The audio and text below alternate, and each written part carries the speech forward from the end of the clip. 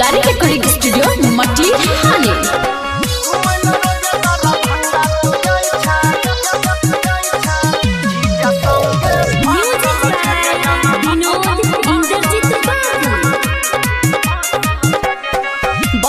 छोरा किया लबर लबर तोरा बनैबो नहीं अपन लवर रे सुना हाँ गई बोला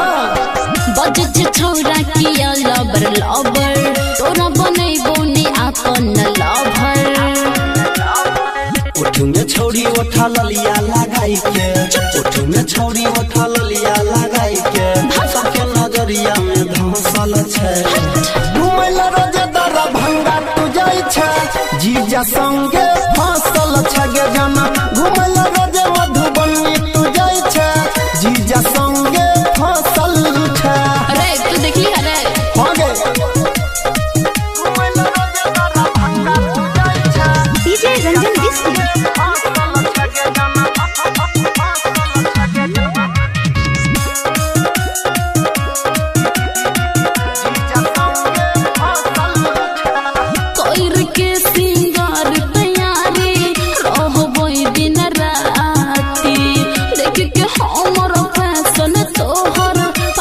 चौकिया छाती अरे बुझले कि ना जीजे पर लूटाई दे बही सबटा तू प्यार गे जे बही ससुरवा तकी कहतो तोरा भतार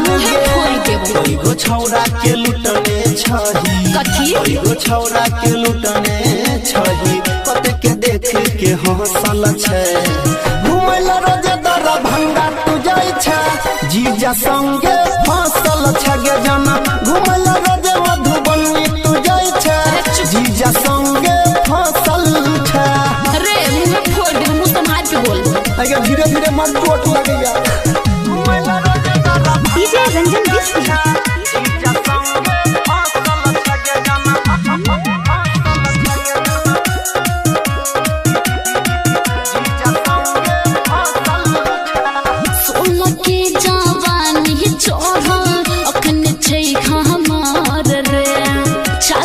तीसरे छौरा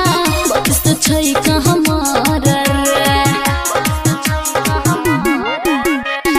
बैठ के बुलेट बजाई छे छौड़ी तू मार्केट गे जीजा के हाथ से चाउमीन खाई छे छौड़ी फुल प्लेट गे अनिल सोनी सागर कहै छौ अनिल सोनी सागर कहै छौ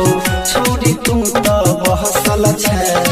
घुमैला रोजे दरा भंगा तू जाई छे जीजा संगे फसल छगे जाना घुमैला रोजे मधुबनी तू जाई छे जीजा संगे फसल छे। दुलारी रिकॉर्डिंग स्टूडियो मटिहानी नगर पालिका 8।